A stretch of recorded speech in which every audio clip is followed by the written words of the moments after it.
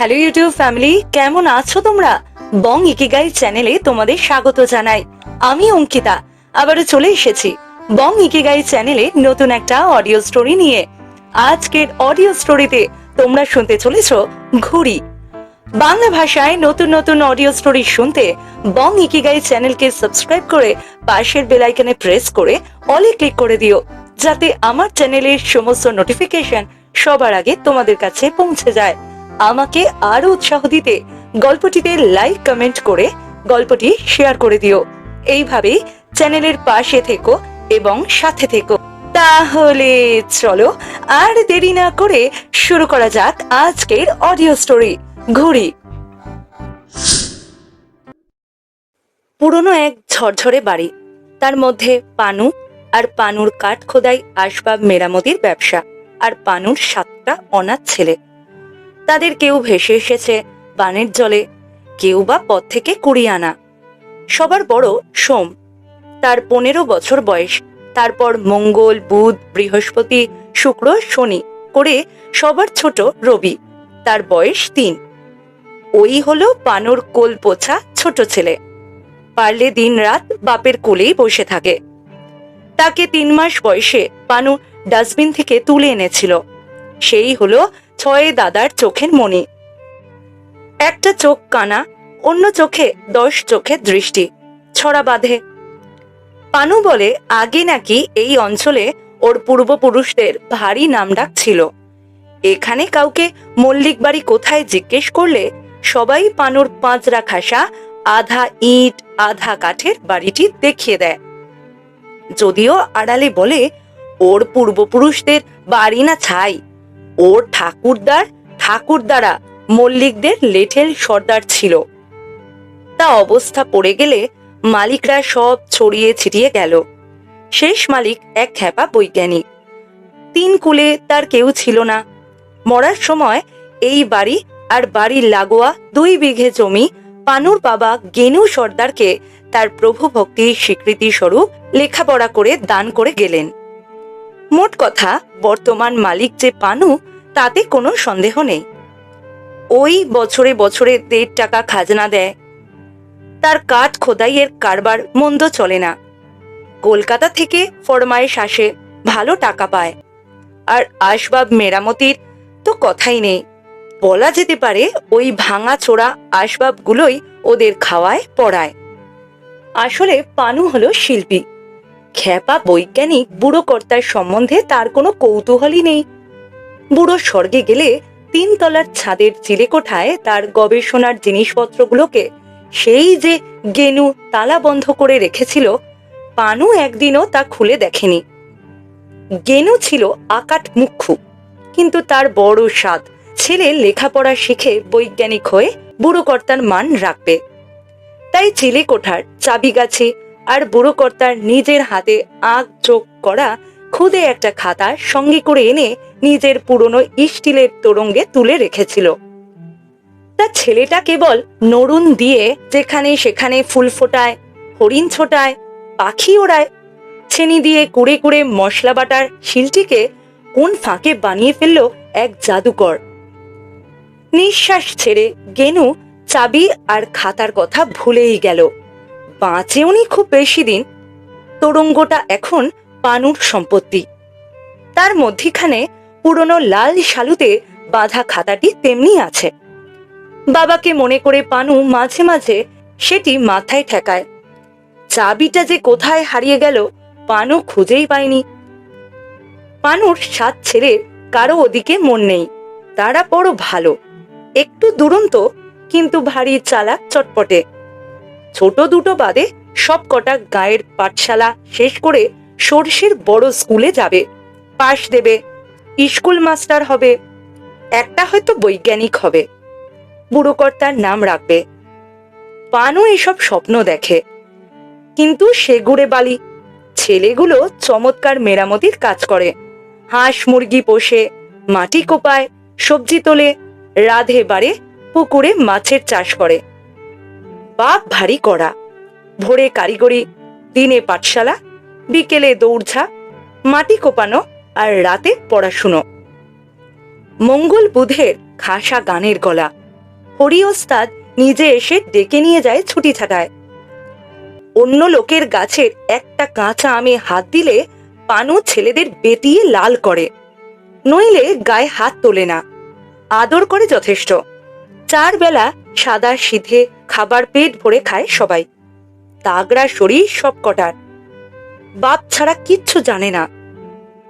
এর 10 বছর আগে নৌকো করে বাপের বাড়ি থেকে ফেরার পথে ঝড়ে ডোবা বউ ছেলের দুঃখ পানু এদের নিয়ে ভুলে থাকে।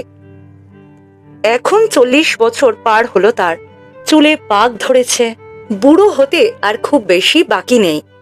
তাই মাঝে মাঝে ভয় হয়। সোম মঙ্গলকে ডেকে বলে, ওরে হঠাৎ যদি আমার কিছু হয়, ছোটগুলোকে দেখিস বাপ। সোম মঙ্গল চটে যায়, দেখবো দেখবো, না দেখে উপায় আছে। মন্দ নয় ছেলেগুলো, মনে দয়া মায়াও আছে। তা পড়াশোনায় মন থাক বা নাই থাক, করে খেতে পারবে নিঃসন্দেহে। ওস্তাদ কারিগর সবাই।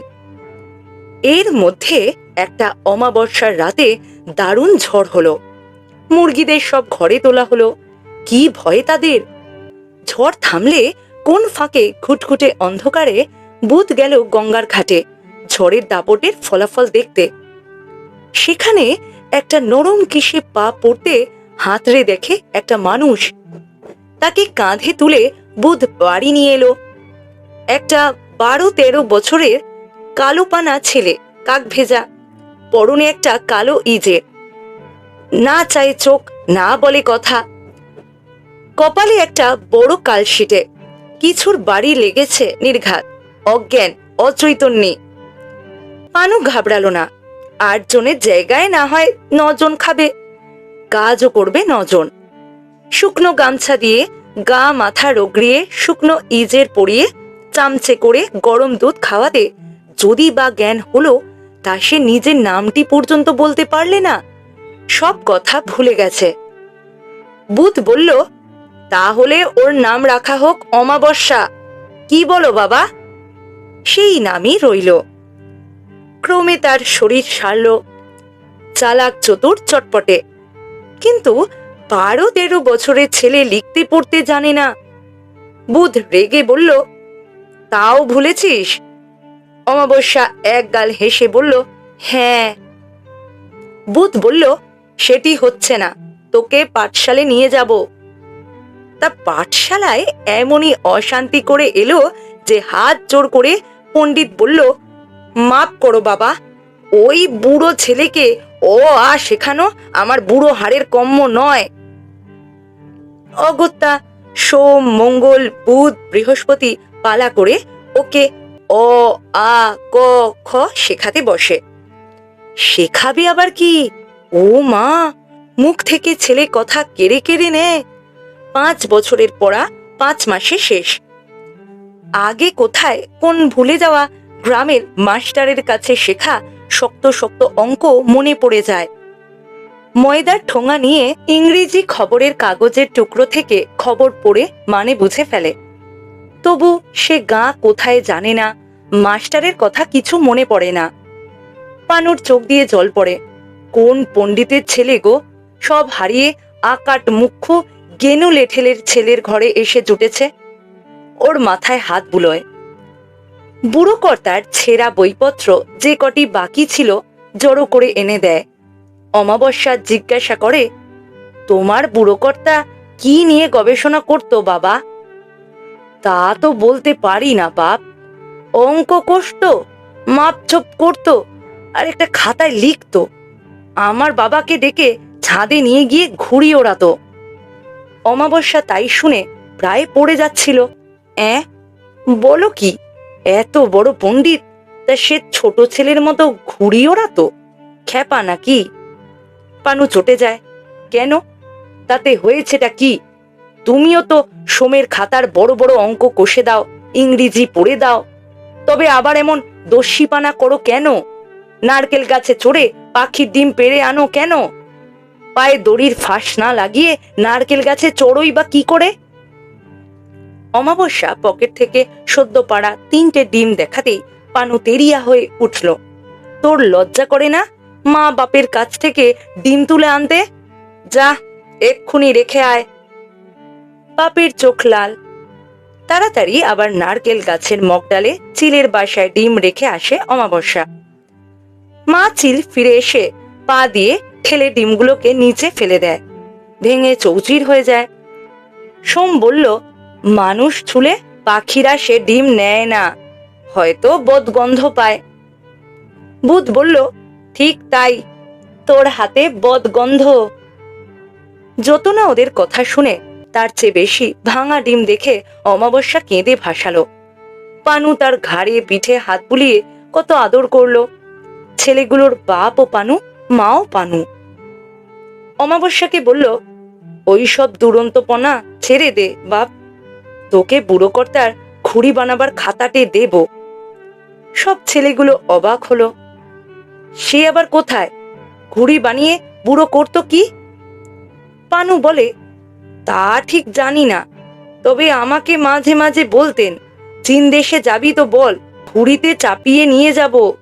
তাহলে কিন্তু এখন থেকেই আরশুলো খাওয়া অভ্যেস করতে হবে। আমি তাই শুনে ওয়াক ওয়াক করতে করতে পালাতাম। অমাবস্যা বলে বসল, আরশুলো নয়, ও একরকম শিমের রস। সে খাতাটে দাও, আর চিলের ডিম নেব না। তখন তোরঙ্গটি খুলে লাল শালুতে বাঁধা পুটলি বের করে বাঁধন খুলে খাতাটি বের করে দিল পানু। পাতায় পাতায় লেখা, ইংরেজিতে, বাংলায়, ছোট ছোট ছবি আঁকা, বোধহয় ঘুড়ির, গোল ঘুড়ি, আলাদা করে দোলনার ছবি, মাপঝোঁক, যন্ত্রপাতি। এই মোটা খাতা, তাতে সবকিছু লেখা, ভারী মলাট দিয়ে বাঁধানো। তার ওজনই হবে সেরটাক, হাতে তুলে পড়া যায় না। অমাবস্যা কোলে নিয়ে সেই বই পড়ে। তখন সে চোখে আর কিছুই দেখে না, কানেও শোনে না। খাবার সময় হলে পানু তার খাতা কেড়ে নেয়। খাতা কেড়ে নিলেই ছেলের অন্য চেহারা। তবু একবার মুখের কথা দিলে কথা রাখে। কি দুরন্ত, কি অবাধ্য! পানুকে ছাড়া কাউকে মানে না। সোম, যার 15 বছর বয়স, তাকেও না। সোম রেগে গেলে অমাবস্যা পক দেখায়, জিভ ভেঙায়। ছেলে নিয়ে কি করবে পানু ভেবে পায় না। তার সদাই ভয়, এই দস্যি ছেলে কখন কি বিপদে পড়ে কে জানে। চারিদিকে অন্য লোকের ফলের বাগান, তা সে ছেলে ওসব ছোবেও না। কিন্তু নিজেদের বাড়ি কম করে 150 বছরের পুরনো। ফোকর, ফাটল, সাপের বাস, কাঁকড়া বিছের আস্তানা, ছাদে ওঠা সিঁড়ি নড়বড়ে, সব ইট আলগা হয়ে আছে। কোনো সময় না সব শুদ্ধ ধসে পড়ে। চোখ পাকিয়ে পানু বলে, ওপরে যাওয়া বারণ, ওই সিঁড়িতে পা দেওয়া পর্যন্ত বারণ, এই বলে দিলাম। কোল থেকে বই নামিয়ে অমাবস্যা বলল, ও মা, বাবা কি যে বলে, চিলে কোঠায় না গেলে বুড়োর ঘুড়িতে দেখব কি করে? সে যে সারা জীবন ধরে ঘুড়িতে বানালো, তা কি একবার ওড়ানো হবে না? পানুর মুখ ফ্যাকাশে হয়ে যায়। এই সব্বনেশে ছেলে আবার নাকি ফ্যাসাদ বাঁধায়। 10 বছর আগে যা হওয়ার তা হয়ে গেছে। এখন আর কোনো দুর্বিপাক সইতে পারবে না পানু। অমাবস্যাকে ঠেকাতে চেষ্টা করে। কি যে বলিস বাপ, একটা খালি ঘরে বুড়ো কর্তার পরক করার জিনিস দিয়ে ঠাসা, ও সব নষ্ট করলে সর্বনাশ হবে, বুঝবিও না কিন্তু। অমাবস্যা বলে, তাই না আরো কিছু? সে বুড়ো কবে স্বর্গে গেছে, তার জিনিস সব উইয়ে খাচ্ছে, আর আমি একটু দেখলেই সর্বনাশ হবে? যাই বলো, আমি দেখবই। পানু রেগে কর্কশ গলায় বলল, ঘরের দরজায় আজ সেরি তালা দেওয়া, তার চাবিটাও কোন কালে হারিয়ে গেছে, আর দেখবি কি করে? নড়বড়ে সিঁড়িতে পা দিতে পারবি না, এই আমি মানা করে দিলাম। বাবা আর বুড়ো কর্তা ছাড়া কেউ ওপরে যেত না, মানা ছিল। এমনই চটেছিল পানু যে চৌধুরীর পুরনো মেজগিন্নির খাটের ভাঙা পায়ার বদলে নতুন পায়ার নকশা তুলতে গিয়ে পাশাপাশি দুটো মাছ সমান মাপের হলো না। বাটালি ছুঁড়ে ফেলে দিয়ে পানু মাদুর পেতে শুয়ে রইল। দুপুরে ভাত খেতে গেল না।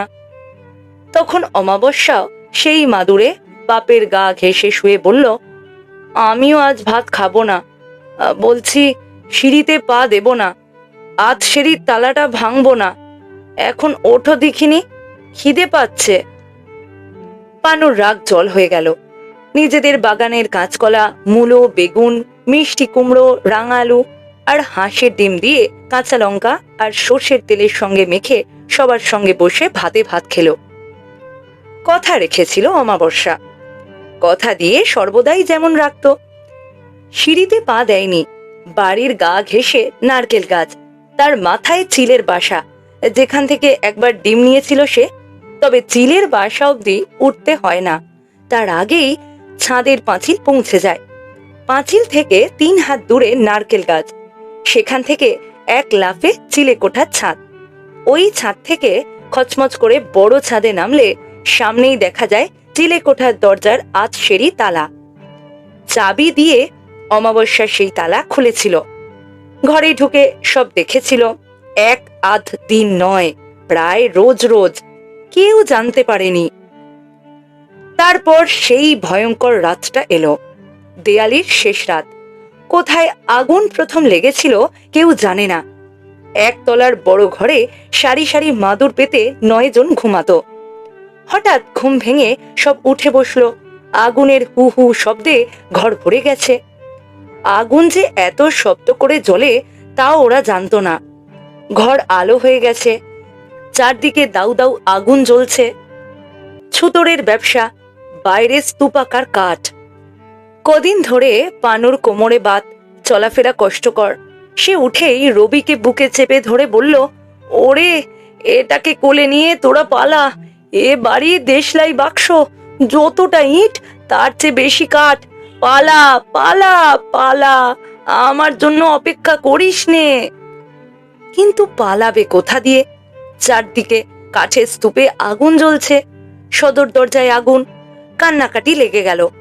তারই মধ্যে অমাবস্যার গলায় শোনা গেল, ওপরে ওপরে ওপরে, নড়বড়ে সিঁড়ি এই একবারের মতো আমাদের ভার সইবে। ভয় নেই, সবাই বাঁচবে। ওরে সোমদা, মঙ্গলদা, বাবাকে কাঁধে করে চল ওপরে। এই বলে রবিকে তুলে নিয়ে আর মাথার কাছ থেকে বুড়ো কর্তার বইটে নিয়ে সবার আগে ওপরে ছুটল। পেছন পেছন দূরদার বাকি সব। 3 তলার সিঁড়ির দরজার শিকলি তোলা। রবিকে নামিয়ে অমাবস্যার শিকলি খুলল। আহা, ওপরটা কি ভালো, কি ভালো! আগুন সেখানে পৌঁছয়নি। সামনে সিঁড়ি তালা। বইয়ের মধ্যেখান থেকে চাবি বের করে অমাবস্যা চিলে কোঠাটা খুলল। ততক্ষণে আগুন আরো উঠেছে, ঘর গরম হয়ে উঠেছে। বইয়ের মধ্যেখান থেকেই চাবিটা পেয়েছিল। সবাই অবাক হয়ে দেখল, খালি ঘরের মধ্যেখানে মস্ত একটা বলের মতো কি যেন ফুঁসছে, ফেঁপে উঠছে, মাটি থেকে উঠতে চাইছে। মোটা দড়ি দিয়ে বাঁধা, সেটাও সাপের মতো পাক খাচ্ছে। সকলের কি ভয়, কি ভয়! অমাবস্যা বলল, এটাকে টেনে ছাদে বের করে আনো, গরম হাওয়ায় বেশি গলে গেলে বেরুবে না। বাইরে আনতে না আনতেই বুড়ো কর্তার বেলুন ঘুড়ি গোল হয়ে ফুলে উঠল। তলায় মস্ত দোলনা ঝোলা।